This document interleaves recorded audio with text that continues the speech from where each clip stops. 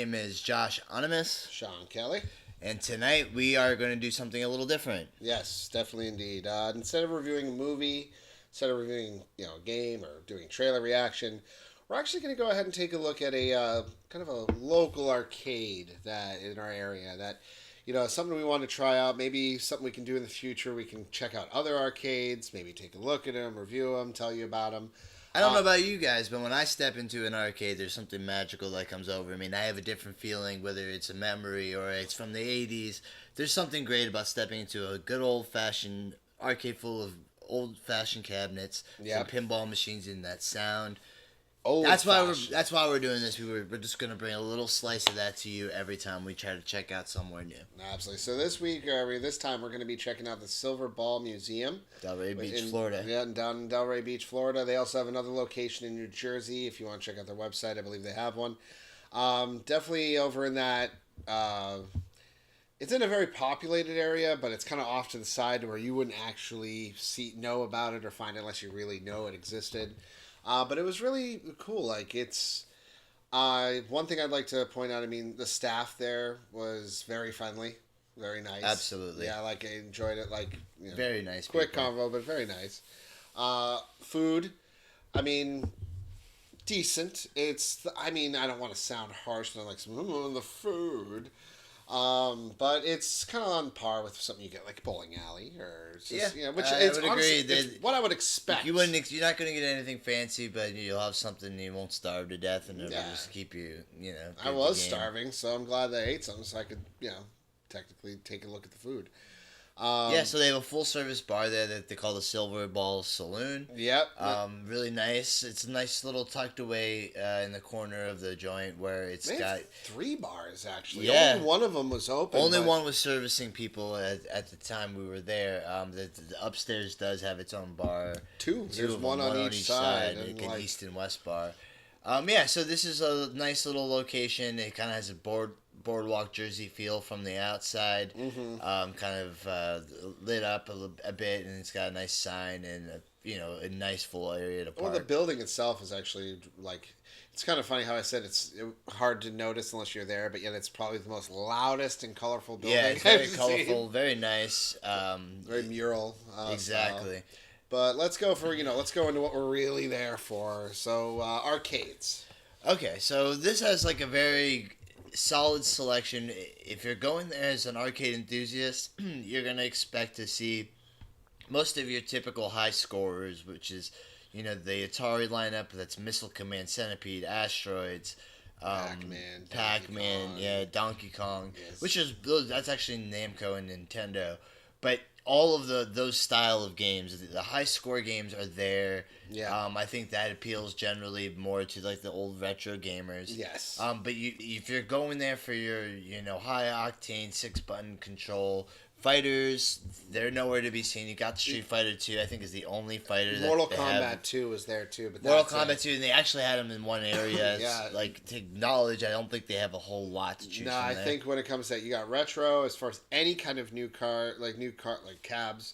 I think Cruisin' World, Cruisin' USA, Street Fighter 2, Mortal Kombat 2, Area 51. That's it.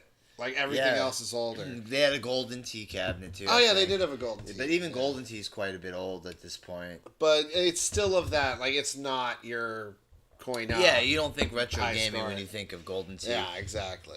So I think that in that department you may feel a little light in terms of what you get out of it.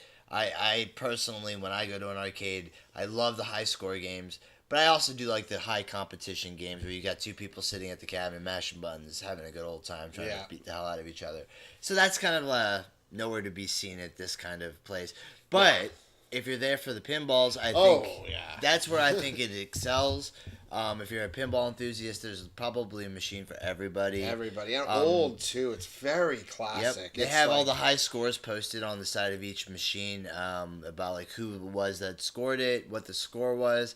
So, if you're hungry to be competitive, I could see myself spending a lot of time there having fun. And it's all free play, so it's not like you're burning... that kind of gameplay. Yeah, and it's all free play, too, so it's not like you're burning a ton of money.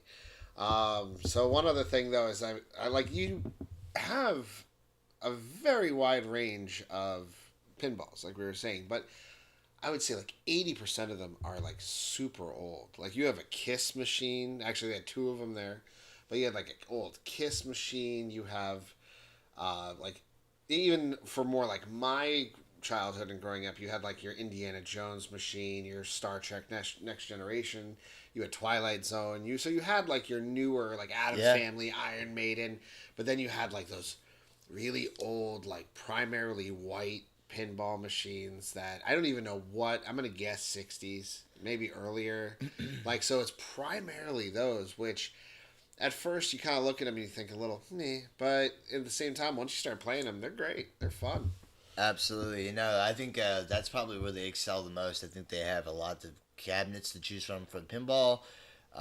It is the Pinball Museum, so I guess that makes sense. Yeah. In terms of what's located around it, this is Atlantic Avenue. This is the closest location to go for the Boynton Beach area, West Palm Beach area. There's really not a lot of places to choose from, so you're going to be light on options. This may be your best bet. It does have the vibe of kind of like an 80s pool hall. In a sense, yeah, it really does. It just feels like retro and in and of itself, the way it's run, the electric signs, neon and everything. So I enjoyed it. We didn't spend like all day there or anything, but for the time that we were there, I had a lot of fun. So I plan on going back for sure. So you guys probably want to know the big question: what does it cost to go to the Silverball Museum? Yeah. I'll put the link in the description below, and you can get a pass to go to the Silverball Museum for two people all day long for $15. It may be worth it to check it out, save a little extra coin on your trip. I think otherwise it's 15 ahead, because I think let's just buy one get one free. So otherwise you're dropping about $15 person if you want to go in. So I mean, for free play, if you're intending to go there to play arcades, if you were to pay per play, you would have made your money back, or you would have made all that. Yeah, and I imagine in future videos, you probably won't see me and Sean ever talk highly of token-based arcades. I'm always a bigger fan of the free play model and paying for time. Well, no, I mean, it's great, but for me, I mean, I'm down for whatever. Exactly. So yeah, guys, check it out. That's the Silverball Museum, Delray Beach, Florida. We hope that you enjoyed our little look at this fun little arcade joint. Yeah, any other options or any opportunities we find to maybe check out something else like this, we'll go ahead and do the same, make another video, but definitely expect more trailer reactions, more variant verdicts in the future. So, yeah, maybe, more arcade reviews or something like that. So, exactly. Thank you for watching, guys. See you later.